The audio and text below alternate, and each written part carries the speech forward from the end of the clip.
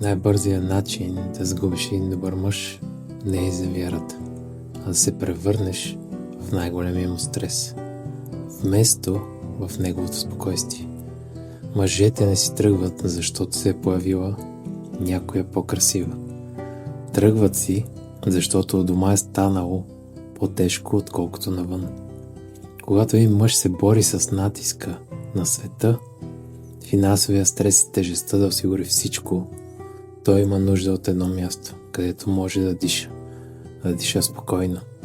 Това място трябва да си ти. Но жените днес не го разбират. Те се състезават с мъжете си, вместо да ги допълват.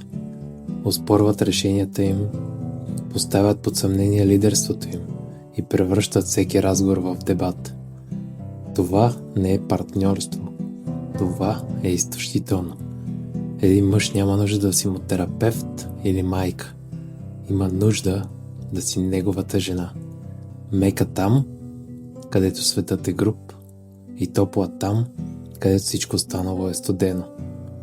И не на последно място, лоялна, когато всички други поставят условия. Жена, която превръща дома в място на сила и покой, която има нужда от него, желае го и го избира всеки ден. Тогава и само тогава мъжът дори не забелязва други жени. Не защото не може, а защото нищо друго не може да се мери с това, което има той у дома. Лоялността не е обещание, запомнете го. Тя е реалност, която ти създаваш. Ако мъжът ти е дистанциран, попитай себе си. Носиш ли му спокойствие или само добавяш към проблемите му? Направи дома негово убежище или гледай как той намира спокойствие някъде другаде.